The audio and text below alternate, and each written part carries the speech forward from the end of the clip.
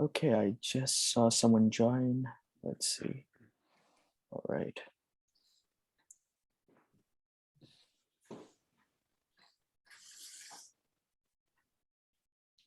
Hey folks, thanks for joining. We're Hey, going to give Ben. it a minute. Hey, Ben, just letting you know, officially started the recording, and yeah, let's give it a minute or two. And we have 4 people so far. And I think let's Yep. have a couple more people join and we can get started. Yeah.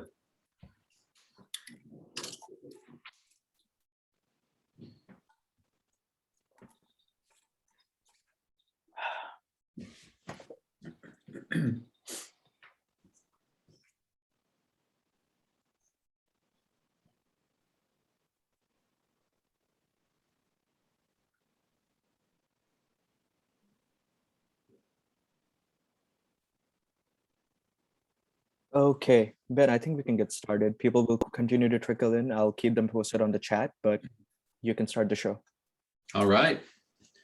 Hello, everybody. Thanks for joining. My name is Benjamin Hoyne with Solar United Neighbors, joined by my colleague, Sakrit Mishra, also with Solar United Neighbors, and a former solar co-op participant, Greg Mathis. I want to welcome you. Thanks very much for joining us, spending an hour of your time.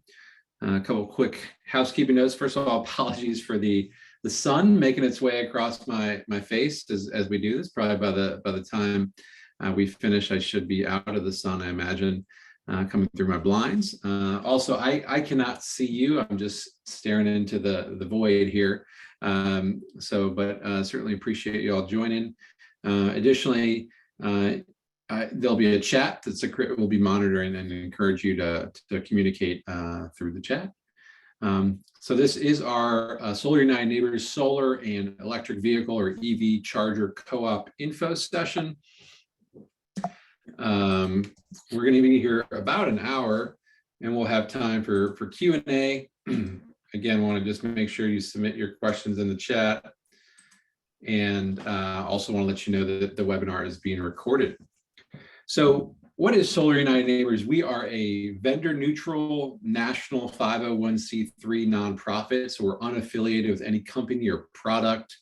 We really rely entirely upon community engagement and involvement. We are in 12 states, or we have programs in 12 states. We really work throughout the country.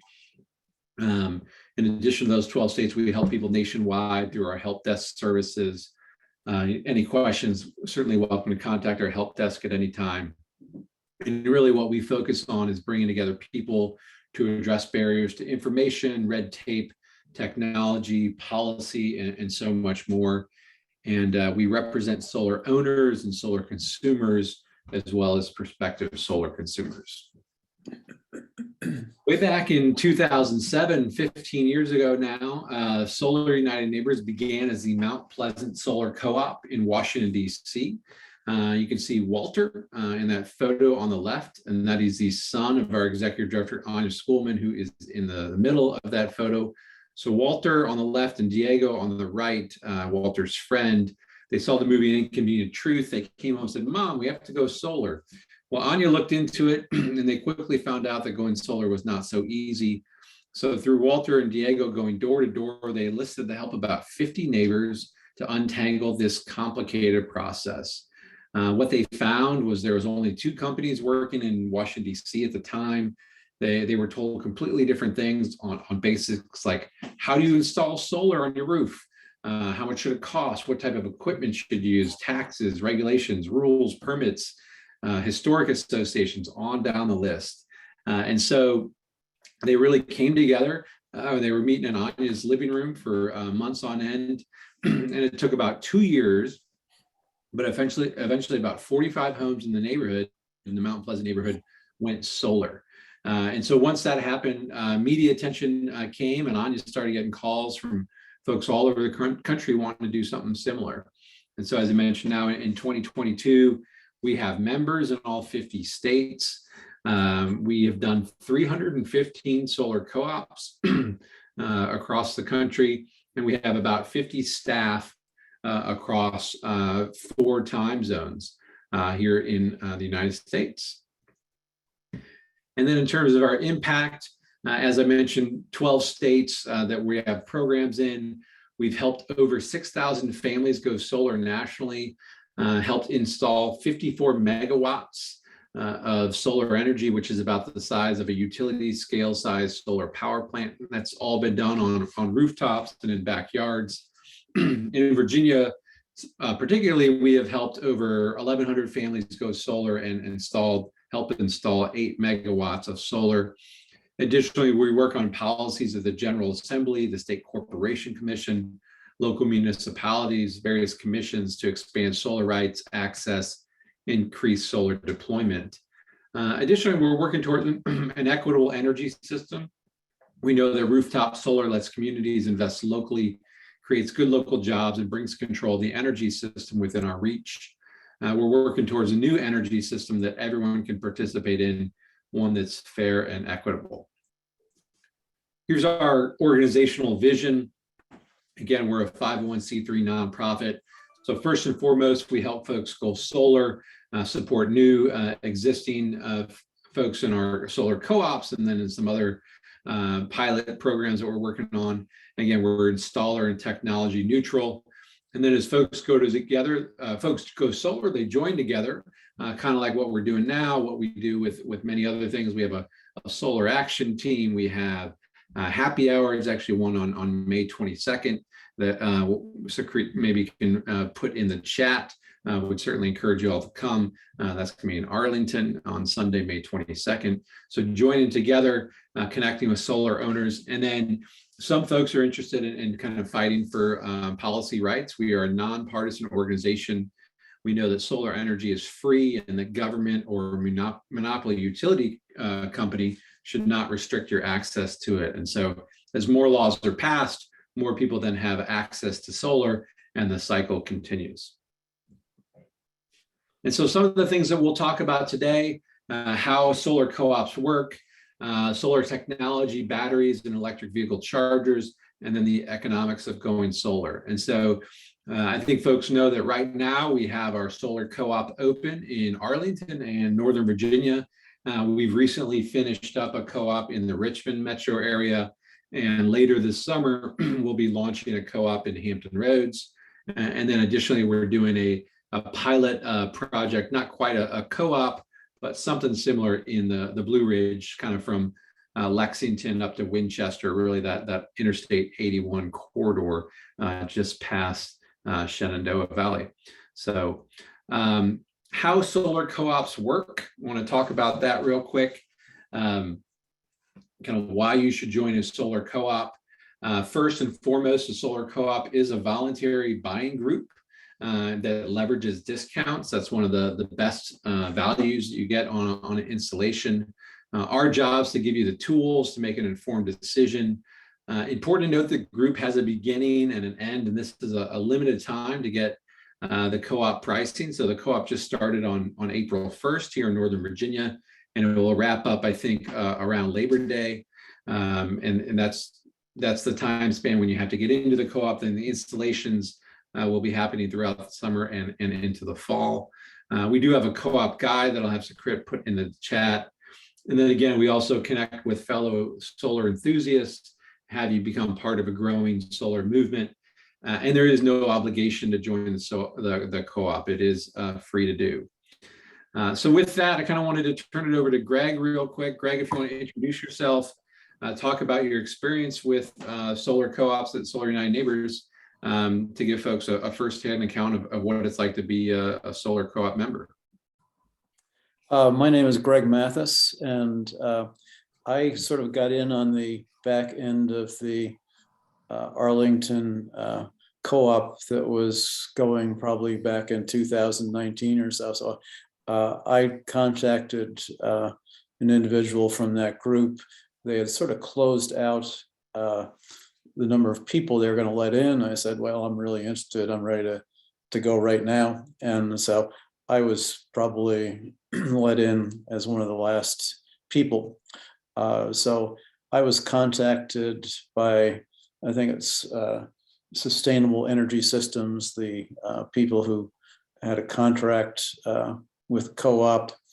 back in, I believe, the fall of 2020. And I signed a contract to go ahead and have the work done. And so I had 30 solar panels. About 4 or 5 months later, I had 30 solar panels installed on my roof as part of a 11.1 kilowatt system. Before doing that, I had a roof that was probably only about 12, 15 years old. But I said, well, I'm going to go ahead and replace the roof. So at a cost of around $11,000, a little under that, I had a new roof put on. My experience with the co-op was super, or with the contractor was super. Came out and we talked. I signed a contract with them. They were not quite ready to do it. So the system was put in February, just a little over a year ago. So there were a couple days where people come out, they photograph the roof, they go up on the roof, they go in your attic, they go ahead and take a look at that, see where the lines will be run. And then in February, they came out, and I think within 2 days, all the solar panels were put on the roof. And then there were some electrical connections. People had to come out and follow up a little bit. And then, then basically it was all done. Our local electrical supplier, VEPCO, had to, or Dominion Electric, had to come out, and they go ahead and do an inspection, and they go ahead and verify it. And then after a while, they actually do connect you. So your electric is going ahead and supplying you. So I had a very good experience with the installation. Very happy with it. I would say roughly before the installation, I paid around $1,500 a year for electricity. So it was just air conditioning, because my furnace and my hot water heater are gas. Would be nice if they were electric too. And if I were replacing them or in a position to do that, I would make them electric. Now my yearly electric is probably less than $140. Some months it's zero. I think there's basically a nominal connection charge, which they charge me. So frequently my bill is I don't think it's ever been more than, even in the middle of summer, never more than $7.14 a month. I did on my own install a electric vehicle charger. I don't have an electric vehicle. My son got a Tesla, so if he comes over here, he'll use it to charge his car, or my daughter will charge her car. But it's out there ready to go, but it hasn't been a terribly good time to go ahead and buy an electric car, but I'm ready to go. I did not have the sustainable energy systems do that installation. I had a separate contractor go ahead and do that, and I bought the charger myself. So I guess that's, I've been very happy with the process. I haven't had any problems. The only thing I've done additionally, I have 2 people on the street who have solar panels. They did not work through the co-op. They did it differently. One of them suggested getting a what's called a solar trim, so that on the edge of the solar panels, there is a metal trim that you can put on there that would prevent debris or critters from getting up under the solar panels. So that was also done, and I did not do that, since a lot of it's near the edge of a roof, and I didn't feel comfortable getting up on the roof and doing that myself. So I just had someone who's done some work for me go ahead and put in that solar trim, but by and large, that's worked well. I'm not sure if people have questions for me. I'm glad to go ahead and answer any questions that people have. Great. Thanks, Greg. I might have folks put questions in the chat. I assume, Greg, you can see the chat. Yes. We'll keep rolling. I do see Helen's hopped on. I'll call on Helen here in just a minute. I will note on the critter guards and whatnot, those are things that you can get through the co-op. As you get your bid from installer, those kind of additional add-on things, snow guards, critter guards, all sorts of stuff are available. So, but Greg mentioned kind of the process and the timeline, so I wanted to go over that. There's generally about three main kind of parts of the process. Learning is really a big part. So presumably everyone on here has joined the co-op. If you've not joined the co-op, we certainly encourage you to do so. That's, again, no obligation. You just need to put your name and your address and a little bit other information into there. So that allows us to screen your roof. We'll also send you emails and become part of the process. And in kind of the early months, we really rely on word of mouth and to get folks joined into the co-op. We actually, technically, we're just getting into month 2 right now. Again, this co-op opened in April, but it's moving pretty quick already. We have over 100 folks that have already joined. So we continue to spread the word, ask your help to help spread the word as well. Normally, kind of later in the process, month 3, we would select the installer. But again, since we have such a large group already, we actually selected the installer last week. So the installer for this co-op this year is Solar Energy World, also known as SEW. Last year, when Greg went, it was Sustainable Energy Solutions, or SES. SES is actually doing our Maryland co-op, our Montgomery County co-op. Solar Energy World's doing our Arlington and Northern Virginia co-op. So kind of spreading the love around with some great installers that have been working in the capital area for 10 years or more. And so what we do with the selection committee and the installer, we actually issue an RFP. We got competitive bids. I think we had about 4 bids. Folks that indicated they were interested in joining the committee. So it was a volunteer committee made up of other volunteers, just like yourselves, that volunteer their time and their expertise last week. And the group was the installer was selected based on the group preferences. We do the background checks, due diligence, reference checks, but ultimately the selection committee picks the installer. And so, as I mentioned, Solar Energy World SEW was picked last week. They've already been in touch with some folks that have joined the co-op, and they're continuing to roll through those, this week and beyond. We actually have a weekly check-in with them that was just this afternoon, Tuesday afternoons, to make sure they're staying on top of things, address any questions or any issues. And so that's kind of part of the process with us, is that we work with the installer throughout this process. Once the installer is selected, so what folks that are in the co-op now, they're kind of getting a consultation with the installer. Each member will get a customized proposal based on their specific needs. So in essence, each installer, when they completed their bid, they put, in essence, a menu of options, a baseline package, a premium package, as I mentioned, those squirrel guards or snow guards, batteries, EV chargers, all that sort of stuff.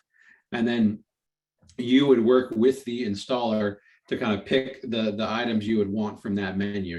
Maybe you just want the base model solar installation, and that's fine. Maybe you want the premium panels or premium inverters or what have you, or you want a battery backup system.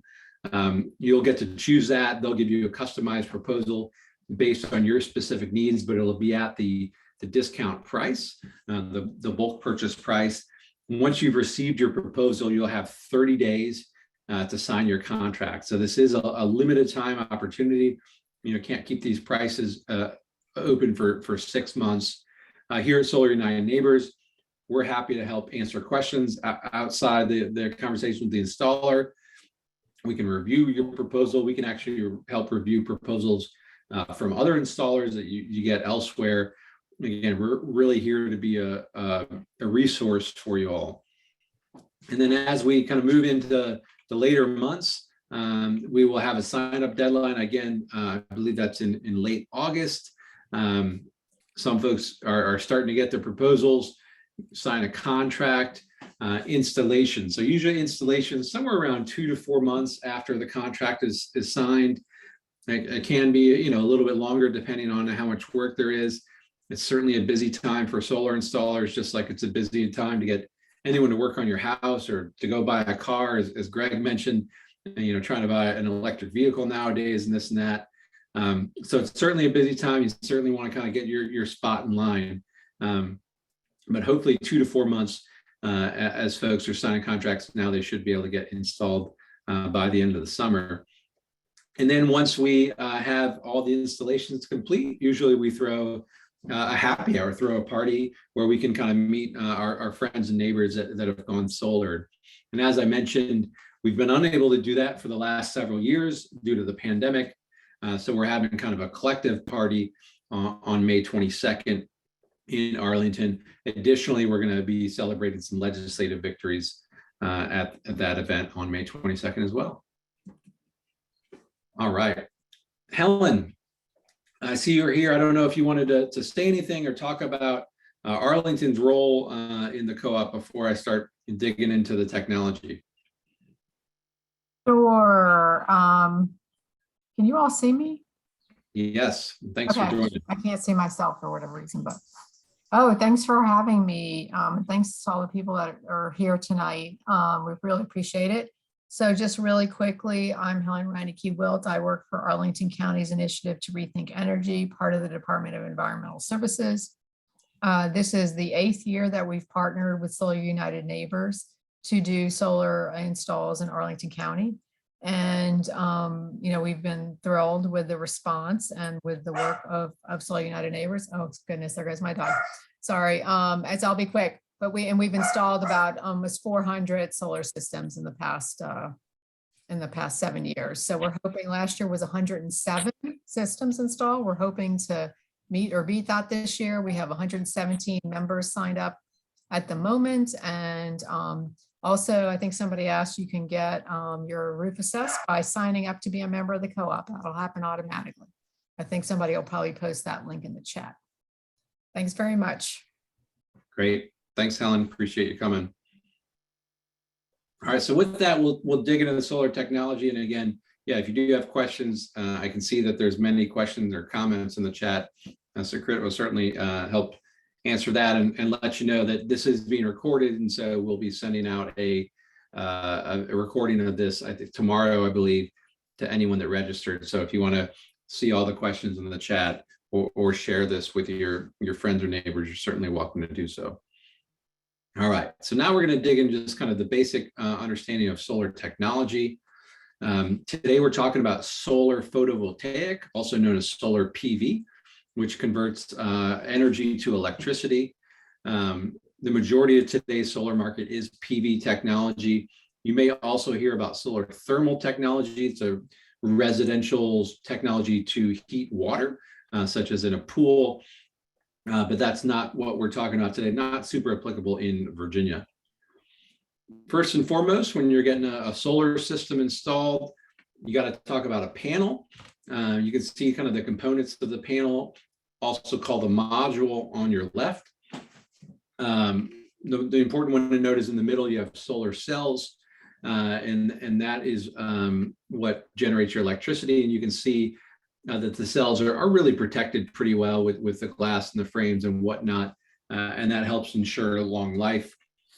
Solar panels are also hail resistant.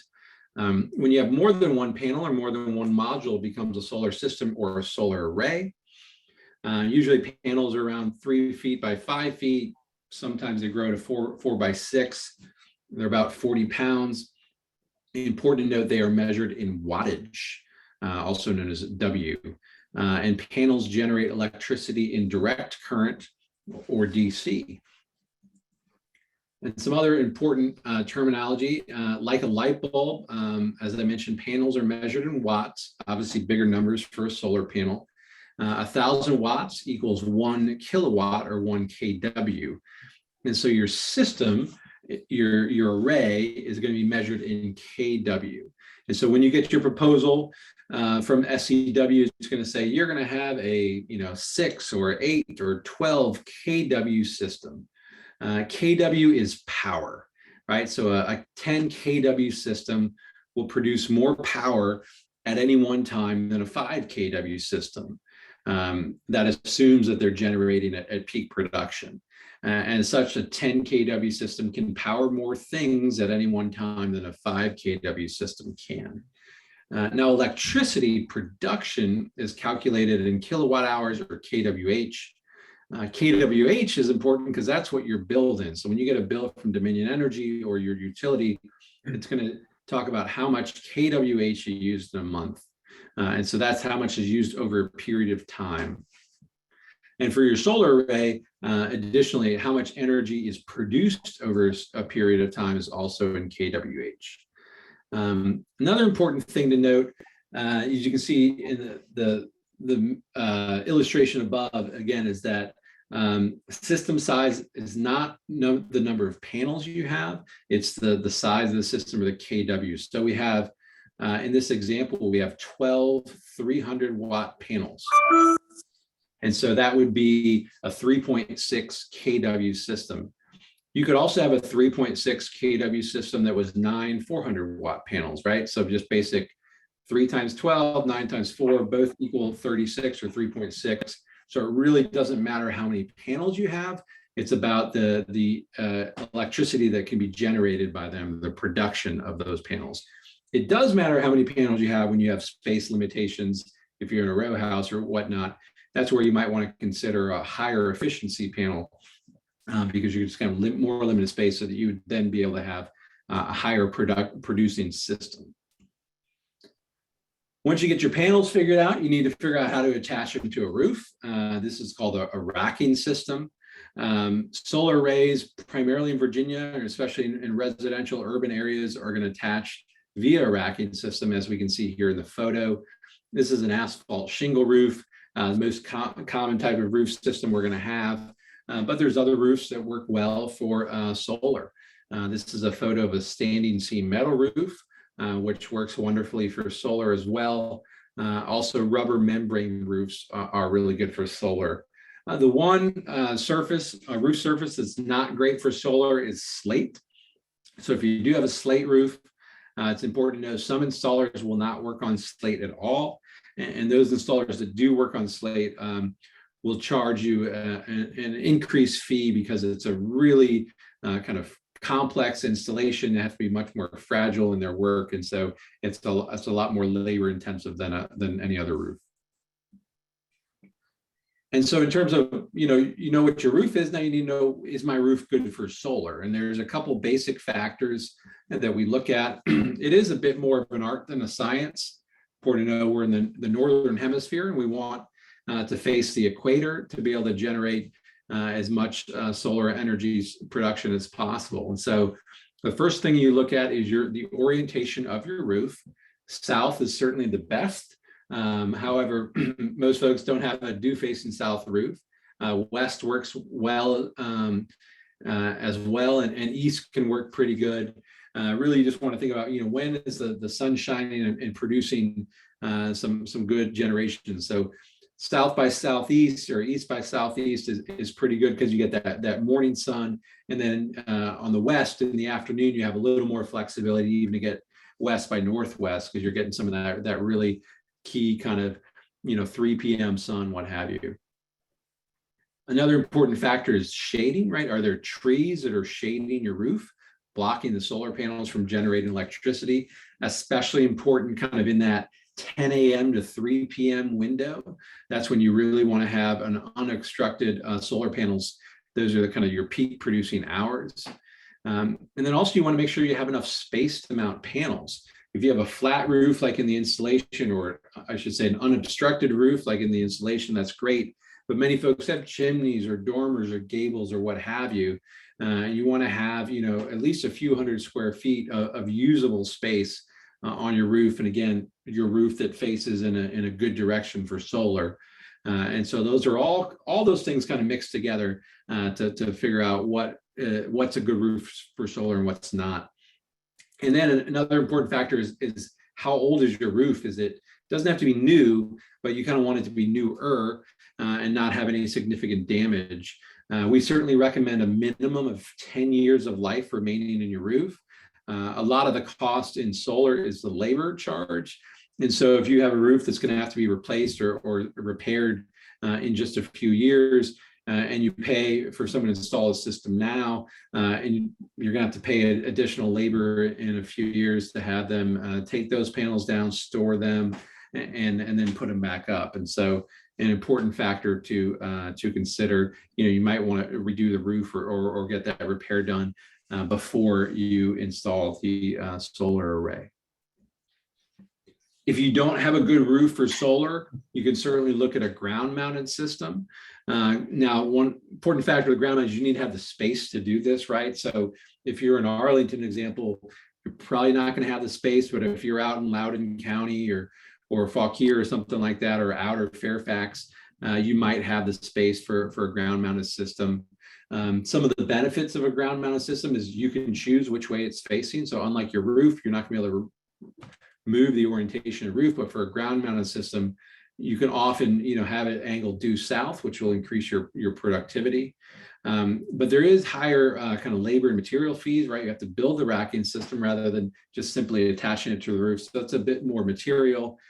Plus, they're going to need to trench a wire, kind of put a wire in the ground and run it to your house or to the nearest meter. And that's just going to be an additional labor fee and additional cabling as well. Usually you don't want to go more than 50 to 100 feet away from your meter for a ground mounted system.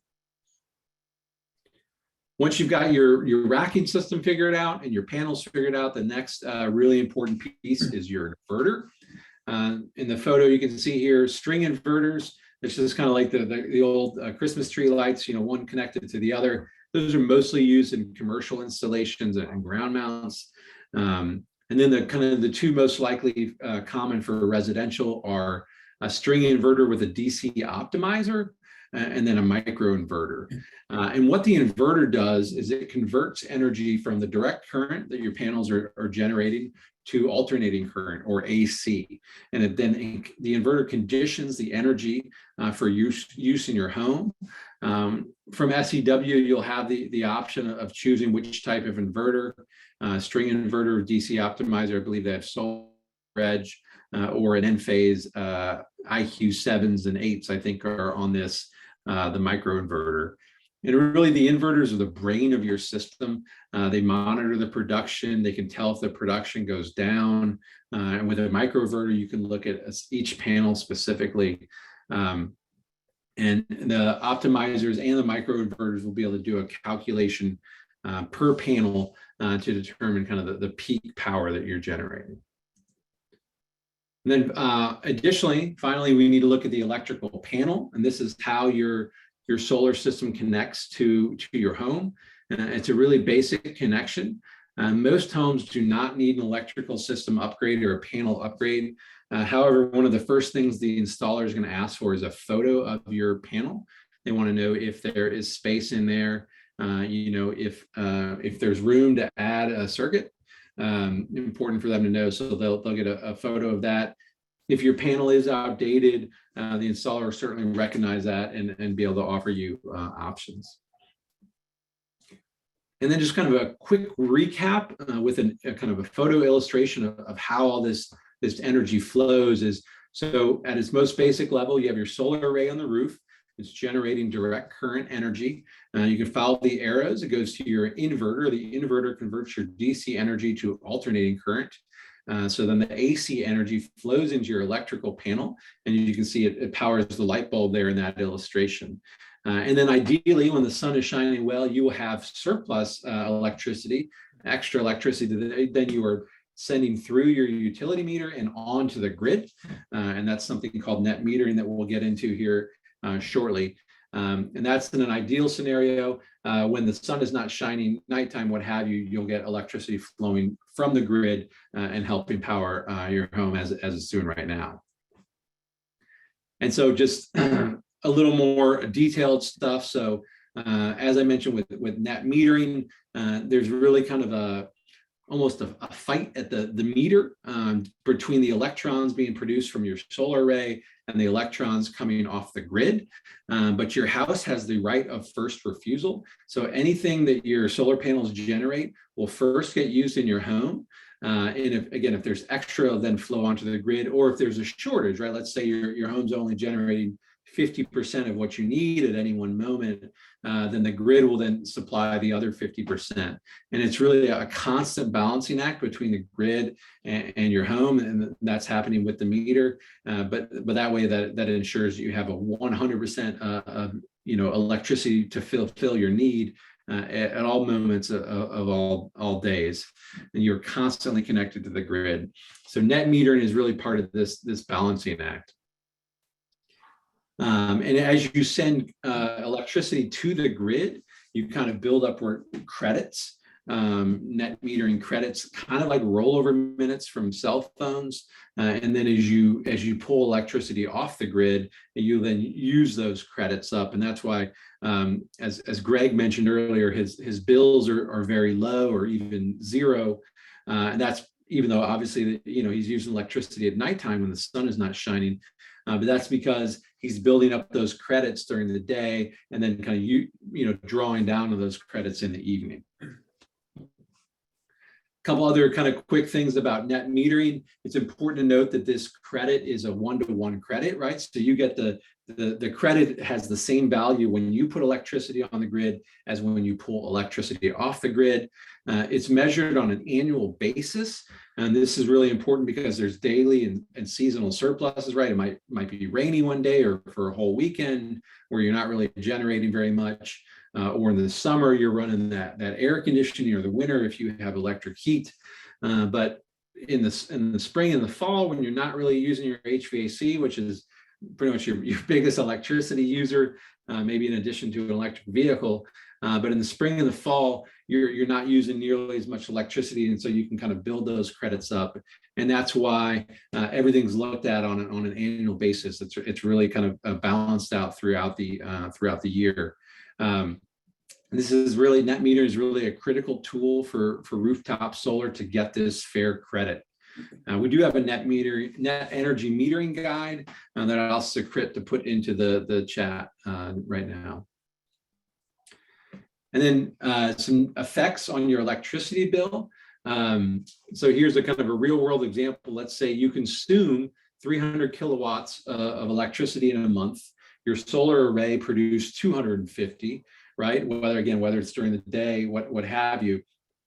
And you use 300, you produce 250. The difference there is 50 kilowatt hours. And so you will only pay for that difference of 50 kilowatt hours. You will pay a few other things. As Greg mentioned, his monthly bill is about $7. So Dominion has a fixed connection charge of $6.58. And then based on your jurisdiction, there's a little bit of tax on top of that. Usually it's in the 7-something range if you have a zero balance of electricity.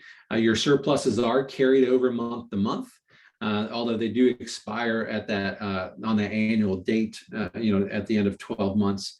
And it's also important to note that annual date is not January 1st, but it's actually the date that your system was kind of authorized by Dominion. You were given permission to operate. That's not the day you're installed, but the day you're really hooked up to the grid. My system, as example, is in November. If you go solar in this co-op, you get an installation, let's say this summer or late summer or early fall. Your annual billing cycle might be September 1st or October 1st or what have you. So it doesn't really matter when your cycle ends. It's just important to note that it's not a January 1st unless your system was turned on January 1st. The saving on your electricity bill is one part of paying back your system. So really important to note that when we get into the economics later, this is one of the key factors in determining the cost value of solar. I'm sure Sukrit is monitoring the chat. I will just pause real quick to know if there's any questions, Sukrit, that we need to address. Sure. So it's been a busy chat, and I And I believe I've answered most of the questions. I just had one topic for you. So let's see, where is it? So someone did ask about Dominion and some of the, let's just call it battles that we're having with them. But do you have any, quick topics or, areas where we are in conflict with the utility that you could provide an example of? So I'm trying to make sure I understand the question. Like an example of conflicts with Dominion? Right, as in where they're trying to change some laws that are solar friendly, such as, your builds around solar or solar Yeah, I sizes mean, and all that stuff. Mhm. sure. Dominion has actually done a lot of really good things in the residential solar market. As I mentioned, the net metering is really solid, and that's a good thing. So really for getting solar on your own home, Virginia, Dominion territory, and really across the Commonwealth, this is a great place to do it. I'd say one of the challenges we're having is not related to folks getting solar systems on their home, but it's really more for people that cannot, right? If they don't have a roof that allows them, maybe they're in an apartment, what have you, and that's called community solar, not something we're really addressing today. And that's where there would in essence be a more like a utility solar array that a community would kind of access so that they too can get the benefits of solar. The bill on that, the minimum charge, we see the minimum charge here is $6.58. I think right now this is being negotiated at the State Corporation Commission on the community solar, and I think Dominion's proposal is in the $55 range, or maybe that's the proposal under consideration. That would be in addition to the solar electricity. So obviously a tremendous difference, $6.58 a month versus $55 a month. So just an example that folks that do have the ability to put solar on their homes right now are at a distinct advantage here in the Commonwealth of Virginia. Gotcha. And Ben, if I can just have one more minute. Yeah. So let's see. Stephen did say something about the interconnection challenges in DC. I do not think this has happened in Virginia yet, but here's why it's important. So I'm actually coordinating the co-ops in DC, and I'll be doing an info session about this next month. But yes, PEPCO has been pushing back and putting some extra or surplus interconnection charges on some of the residential systems. This issue popped up in August last year, where they were asking folks to either downsize their systems or pay that upgrade fee.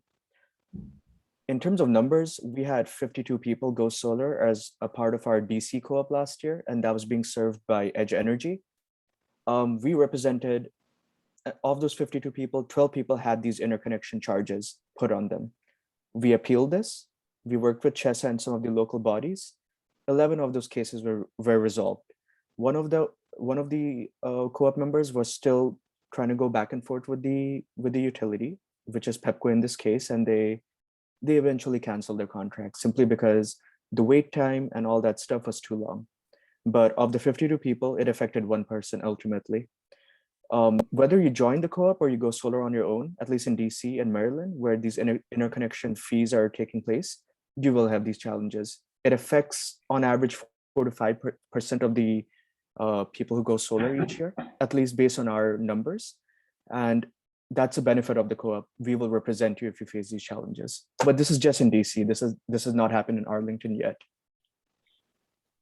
Yeah, thanks, great. I think one of the commonalities, or one of the things you'll see big difference between the District of Columbia and Virginia is there's just a lot more space in Virginia. There's a lot more people, a lot more electricity users. And so I think in Washington, DC, there's no land, no additional land, right, really to grow. And so they have a grid there that they have to balance. And as more folks go solar, that can be more challenging.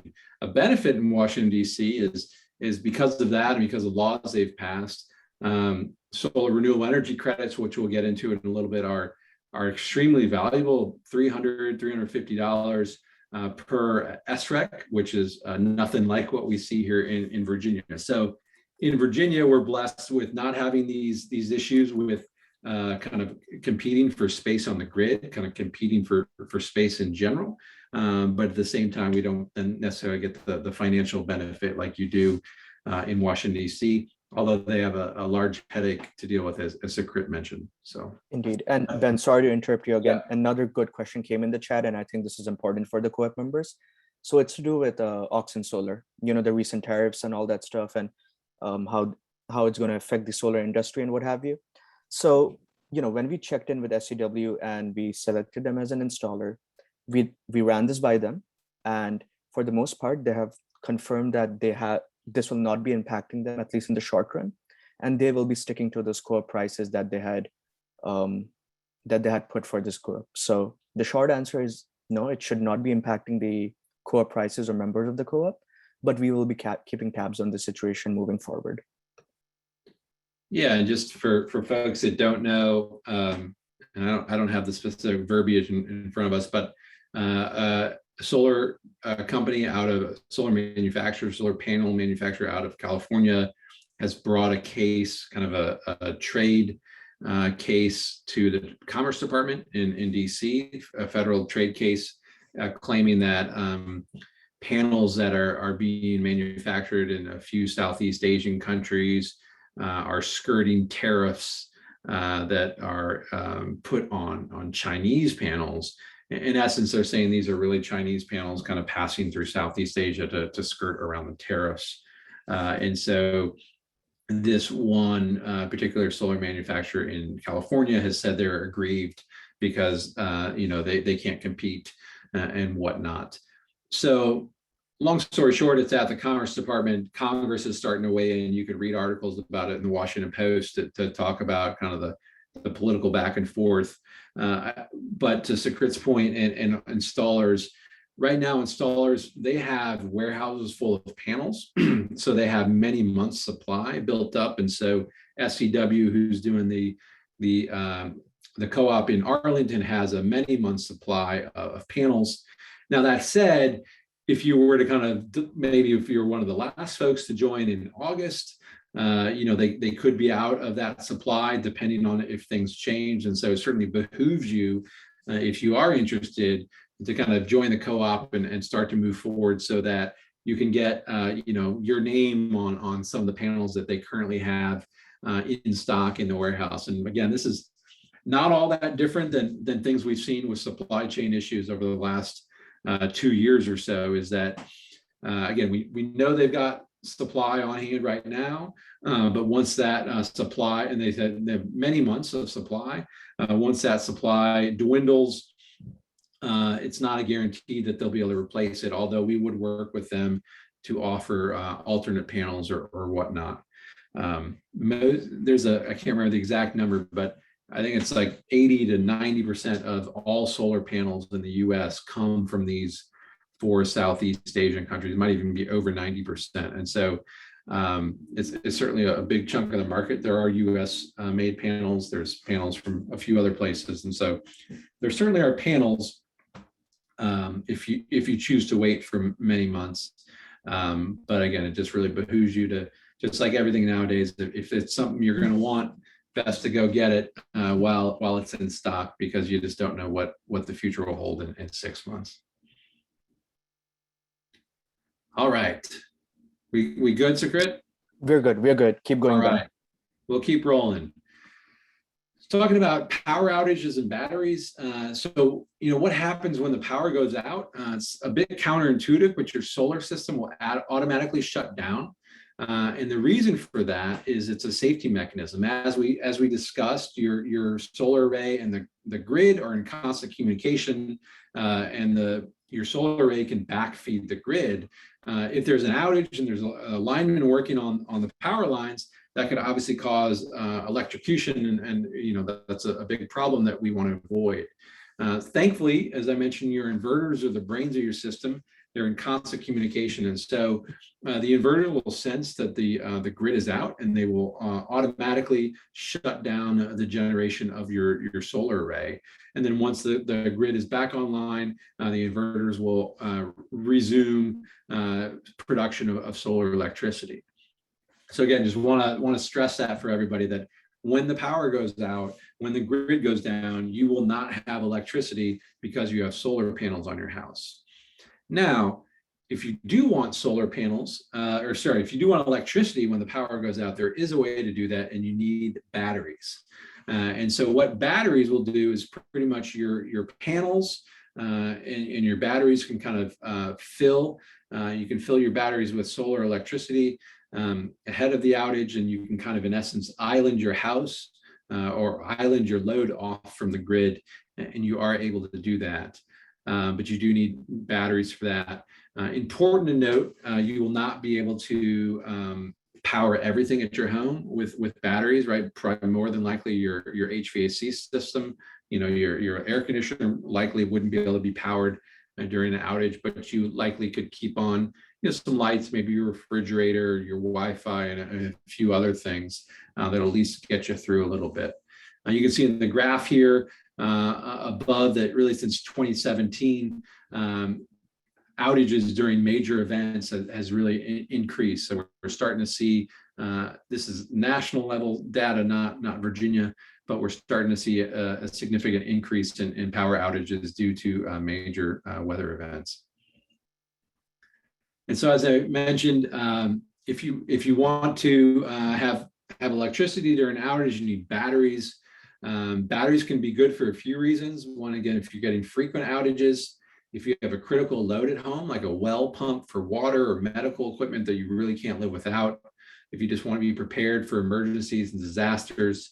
But there's some significant disadvantages. The cost, a battery system is incredibly expensive. They're also complex, right? The batteries have a lot of components.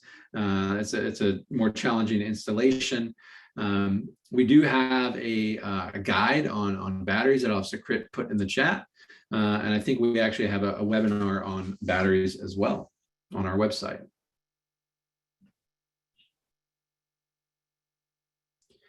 And then finally, as part of this solar co-op, you can also get an electric vehicle charger or an EV charger. And we really view solar electricity, solar energy as local fuel. I don't need to tell folks right now. I mean, this chart is not been updated in the last month or two since the price of gas has really skyrocketed. But these are kind of basic numbers, estimated with gas at $4 a gallon. You can see a gas-powered car generally is going to cost you about $1,800 a year on gas, where an EV-powered car powered by solar might cost you, in the $400 range. Now, these are rough numbers. They can change. It's really an estimate. Dominion Energy, as an example, says it costs $1 a day to charge an EV. I think they base that on 40 miles driven. There's other folks that say EVs cost $1 a gallon. Again, the rough estimates, but any way you cut it, that's certainly a much better deal than gas. And importantly, we know that the price of sun does not increase, right? You can see again, the cost of energy just keeps going up. There was actually an article today that Dominion might need to increase its cost by 18 to 20% because the price of gas, natural gas, is going up due to the events going on in Ukraine and over in Eastern Europe. So again, with that, pairing a solar array with an EV charger is really something that we think can be very beneficial. In terms of an EV charger, you will likely get a level 2 EV charger. For that, you'll get a 240 volt outlet that has charging speeds that can be up to 6 times as fast as the standard outlet.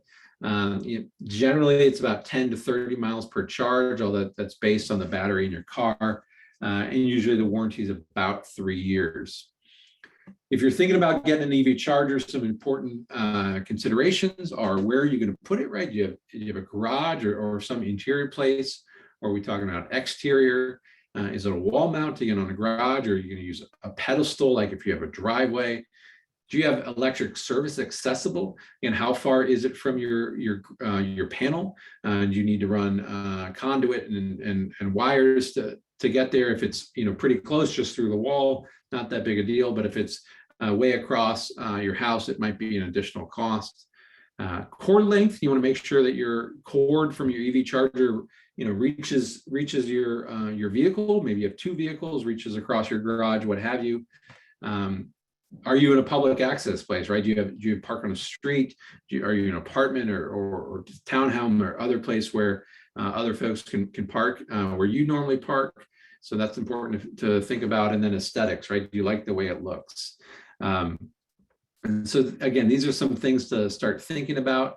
And then additionally, you want to ideally have network capability. That's a best practice. So wireless network that allow you to get into things like system monitoring, potentially a time of use, which is a pilot project Dominion has, and some other utilities as well. So really start getting your vehicle to talk to your electrical panel and whatnot. Some EV charger costs, just like anything, they can go as high as you want it to. But for a unit, you often see, $500 to $700. Installation can be $500 to $2,000. So really basic level, you're talking $1,000 to pushing $3,000. There was a federal tax credit that expired on December 31st of this past year. It's possible that tax credit will be resurrected at some point this year. There's a lot of kind of clean energy tax credits being discussed in Washington. If that happens at any point during this calendar year, it would be implemented for when you're doing your taxes, in winter time of 2023. But as of now, there is no federal tax credit for an EV charger installation. But if you do go forward, we certainly encourage you to save your receipts. And then some frequently asked questions we get. This is really more back to the solar array. What type of warranties do they have? Your solar panels really are going to have 25 years of production warranty. They're going to maintain a solid efficiency. They have no moving parts, so there's not a lot that can fail, degrade. Again, 25 years is really standard for production in the industry nowadays, and that just goes to show that all of these solar manufacturers are really standing behind their product. There'll also be a manufacturer defect warranty, somewhere between 10 and 25 years. That's if something that doesn't affect the production, like a piece of metal falls off the side or something like that. Additionally, your inverters will have a warranty, usually between 10 and 25 years. And then your installer will offer a workmanship warranty. Sometimes that's 3 years up to 10 years. And that covers things like roof penetrations or conduit run. Really great thing about solar panels is they're really maintenance free. You don't need to clear the snow. The rain will clean them. They're hail resistant. There's a lot of online monitoring now, so you don't even have to get on the roof. You can just look at your phone. You get this new app. It'll be your favorite toy that you're looking at multiple times a day to see how your systems are producing, especially on a sunny day like we've had today. Homeowners insurance, important thing to consider. The solar array will become part of your home, and so you will need to engage with your insurance company and let them know, inform them you're going to be installing a solar system. We have found that the industry standard is that prices either will not increase or will do so at a minimal amount. If you do find that your homeowner's insurance is quoting you a significant increase, again, that is not the industry standard, and we do encourage you to shop around a bit. As I mentioned, the systems last 25 years. HOAs, homeowners associations, will they allow solar in your home? Well, the great news is that through our fighting for energy rights here at Solar United Neighbors and partners, we've actually passed laws to make it, in Richmond, state laws, to make it harder for HOAs to oppose unreasonable restrictions. And so certainly encourage you to talk to us if you have any questions about your HOA allowing solar. And then if you're in a historic district, Alexandria or something like that, you can certainly talk to your installer. SVW has a lot of experience working in this area, and then that's certainly something that they would be able to answer for you. Again, wanted to check in and see how we're doing on questions. I know we're just about at 7 o'clock. Sakrit, how are we doing? We are good. I just had a couple of questions for you. So Don wants to know that, do you have to sign up for time of use rates with Dominion to have net metering, or how does that procedure work? Yes, so those are two separate things. So net metering is something that you'll have to get a solar array, and that's more or less where you're putting energy onto the grid and pulling energy off the grid. constantly being balanced to 100% energy. And that's really where you get that fair credit that, you're building up those credits during the day when you're generating excess solar energy that you pull down at night. And so that's a totally normal process, standard. Your installer will work with you on that and help you get that kind of permission to operate from Dominion. In terms of time of use rates, that is really for if you have an electric vehicle, maybe batteries, that sort of thing. That's where you would actually pay different energy prices based on the time of day. Like the cheapest energy is in the middle of night. You've really got to be interested in that. You've got to have all sorts of gadgets in your house. You have to have smart appliances. That's just a pilot project that Dominion's rolled out. I think 10,000 homes, and they've actually hit that. So I don't even know if they're accepting more folks into that pilot. And so that is not something that you have to do, or you might not even be able to do until Dominion expands it.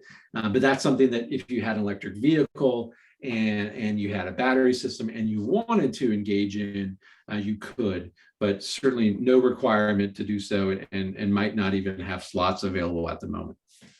Gotcha. And the second part of his question, which I'm not sure what it means, but are the panel on the Internet of Things? And I'm not sure what that expression is, but any idea? They can rephrase that in the chat. We might be able to swing back to that. Sure. And just one more question, which I can answer. Do the panels, do they need to be cleaned up from pollen, leaves, dirt, or is it assumed that the rain does that? Yes, that's the perks of solar panels. I mean, they just sit there and they do the bulk of the job for you. You do not have to climb up there and do, clean up anything at any point of the day or during the lifespan of the panels. So they take care of that themselves. And yeah, I think that was the last question. Great. All right. Okay. Awesome. And so sorry, now we just have was there another question that you say? I can answer. No worries. You Okay. can carry on. Great. So I'll try to roll through this here as quickly and efficiently as we can. So the economics of solar, why this is a great option for you. As you can see from this chart, from 1970s to today, the prices have dropped astronomically. Even since 2010, they've dropped 73%. But you really need to view solar as a long-term investment.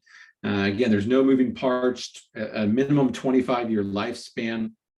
So it's really a kind of a 25-year investment. It's a great way to hedge against rising utility rates. As I just mentioned earlier today, there was an article that Dominion's going to raise its rates 18 to 20%. Typically, we find rates increase, 3% a year with Dominion. At least that's what they've done over the past decade. And the more that the energy prices increase, the faster you're going to pay back your system. I'm sure, again, Greg's not worried about Dominion raising his prices because he's paying $7 and something a month, right? And so it doesn't really affect him. It's a nice thing to have. And the average return on investment, again, this is pre-Ukraine and all that stuff, is about 9 to 13 years. For your system here in Virginia. And, again, if prices start to increase tremendously, that return on investment will decrease. And so you'll pay your system off faster. Breaking down the cost of solar, as you can see, the system components from 2010, that's the yellow, have really come down. That's panels and inverters. But the soft costs have stayed pretty similar. And that's labor, that's sales, that's the cost for the installers. And really that's where the solar co-op comes in and helps us get a great deal, is that we help educate y'all. We help bring a group of educated consumers to SEW, and that really helps lower the soft costs. And that's where we get one of our values. Here's a chart with a whole bunch of numbers that I don't want you to get lost in. Again, you can look at this later if you like, but these are really just estimated numbers. But really what I just want to show you is make sure you explain the really basic numbers about pricing. And this is where you'll know how your system is priced when you get a bid, and also more importantly, how it pays you back. So we're going to look at the right-hand column, the 8 kW column. As an example, that's a pretty common system size. And so, let's say that the cost is $275 a watt. times 8,000 or 8 kW, that's going to be $22,000. So this is a cash price, $22,000. Right now for 2022, there's a 26% federal tax credit. Important to know this is a credit and not a refund. So provided you have a tax liability when you're doing taxes next year, you will get 26% of your total purchase off of your taxes. So that's $5,700. That brings your net cost to just over $16,000. And then we have, as I mentioned before, estimated year one electricity savings. So $1,100. I think Greg mentioned, he used to pay $1,500 a month, and now he's paying, significantly less than that. So again, these are just estimated numbers, but $1,100 in electricity savings. And then over 10 years, as the price of electricity increases, that actually went up to $11,700 and almost $32,000 of electricity savings in 25 years. So obviously that's a significant increase. Net gain compared to the 16,000 for the cost. Additionally, there is something called a solar renewable energy credit, or an SREC. What this is in essence a voucher that you can take to the market and sell. So as you're generating solar electricity on your home, you are in essence becoming a renewable energy producer. And there is a market for those production credits, right? So whether it's Dominion or maybe it's Amazon with a warehouse or somebody else that wants to power whatever they're doing with 100% renewable energy, but they don't have 100% renewable energy, they can go buy it in the market, and they want to buy it. They have to buy it from Virginians, and there's laws that have passed that require that to happen, and so those are called SRECs. And so in Virginia, an SREC right now trades between $40 or maybe $60. It's variable, so it changes a bunch. With an 8 kW system, you might get 8 to 10 SRECs a year, somewhere in there. It's based on your production, not on how much you spent. But again, if let's say it's $50 for an SREC, you're going to get 10 a year. That's $500, right? So it's not going to break the bank, but it's helpful. In DC, as we mentioned before, SRECs are over $300, but they've also got their own headaches there, and that's because it's really hard to generate renewable energy. They can't build solar farms or wind farms in DC, whereas in Virginia they are able to do that. But again, those are the really basic things in terms of what your system costs and how it pays back. So cash price, 26% federal tax credit, and then your electricity savings, and then the SRECs, which will be something that you manage. There's SREC brokers out there. We actually have an SREC guide and Mr. Crick can drop in the chat, and that's revenue that you will generate based on the production of your system. A couple other important notes on the federal tax credit. For 2022, it is 26%, and this is on when your system is installed. So that means it needs to be installed by December 31st of 2022 in order to get the 26% tax credit.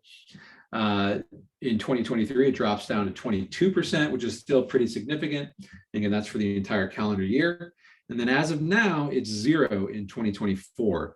Another one of those things that is being debated in Washington when you hear discussion about clean energy tax credits or clean energy bill being negotiated in Congress. This is part of that.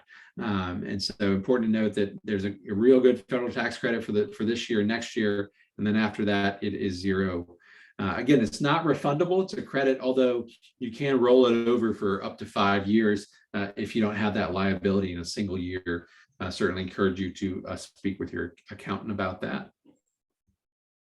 And then, as I mentioned, those are cash prices, but financing is an option. The return on investment does take a bit longer. We have a financing guide that I'll have Sakrit put into the chat. There's lots of ways that you can get financing for a solar system. Home equity line of credit, you can refinance other types of loans. And there are a couple specific banks and credit unions, I should say, that do offer loans for solar installations. The Clean Energy Credit Union and Community First Credit Union. And they do have, we have special co-op member access to both of those credit unions. I can see there's certainly been questions in the chat. I wanted to give it a moment. Sucrit, if we had anything we needed to address. No, I mean, I just answered the last question. I've been kept busy. This is an interactive group, but I think I covered most of the questions. If I missed your questions, you can reach us at va.team@solarunitedneighbors.org. I will drop it again in the chat. And again, I mean, we will be sending out a recording of this presentation tomorrow. So if you feel like you missed out on anything, no stress. You get to watch it again tomorrow. Great. Thanks, Crit. So yeah, just finishing up real quick. What do you do next? Again, we encourage you all to join the co-op. If you have not done so, maybe Crit can drop the link there to register for the co-op.